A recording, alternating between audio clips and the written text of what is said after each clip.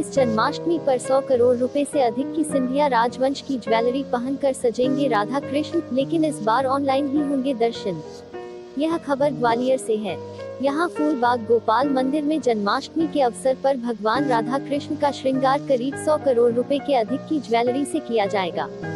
सिंधिया राजवंश के ये प्राचीन ज्वेलरी मध्य भारत की सरकार के समय गोपाल मंदिर को सौंप दिए गए थे। इन बेशकीमती ज्वेलरी में हीरे और पन्ना जड़ित हैं। ज्वेलरी को हर साल जिला कोषालय से कड़ी सुरक्षा के बीच मंदिर लाया जाता है। ज्वेलरी की लिस्टिंग के बाद उनका वजन किया जाएगा। इसके बाद गंगाजल से धोने के बाद भगवान को पहनाए जाएंगे। सुरक्षा के लिए जन्माष्टमी के दिन यहाँ 200 से अधिक पुलिस जवान तैनात किए जाते हैं। मंदिर के इतिहास में पहली बार कोरोना संकट के चलते इस बार मंदिर के अंदर श्रद्धालुओं को प्रवेश नहीं दिया जाएगा। श्रृंगार के बाद भगवान के दर्शन फेसबुक लाइव के जरिए कराए जाएंगे।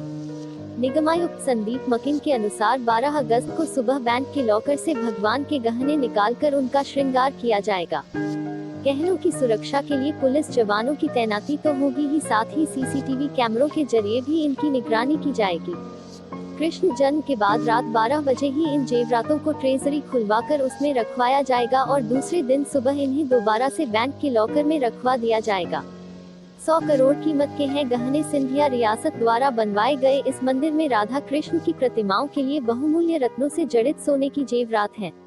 एंटीक होने के कारण इनका बाजार मूल्य 100 करोड़ से अधिक आंका जाता है। भगवान राधा कृष्ण के गहने, इसमें कई तरह के बेशकीमती रत्न जड़े हुए हैं।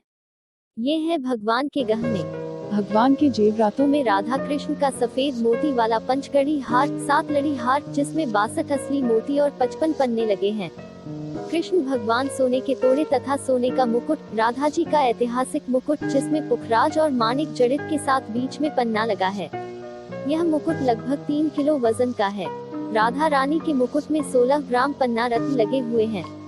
श्री जी तथा राधा के झुमके, सोने की नथ, कंठी, चूड़ियां, कड़े इत्यादि हैं।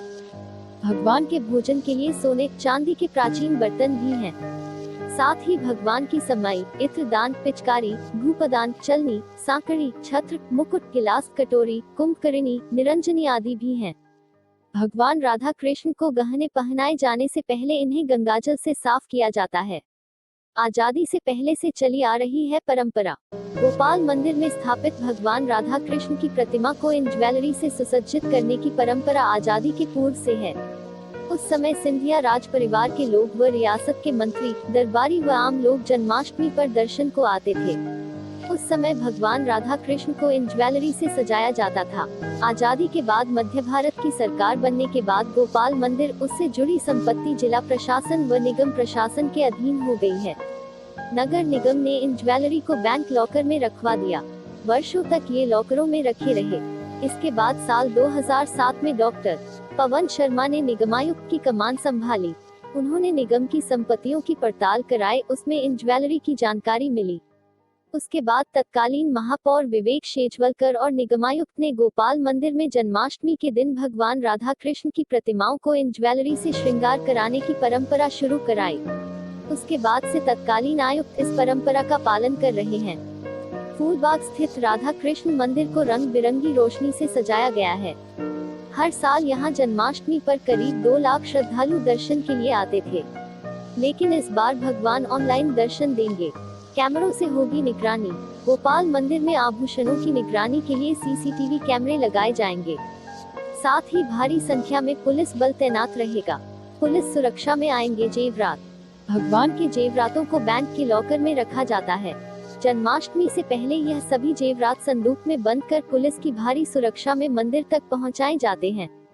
साथ ही भगवान को जेवरात पहनाने से पहले उनकी पूरी पड़ताल की जाती है। इसके बाद इन जेवरातों को भगवान को पहना दिया जाता है। जानकारी अच्छी लगी हो तो वीडियो को शेयर कीजिए और चैनल को सब्सक्राइब कीजिए।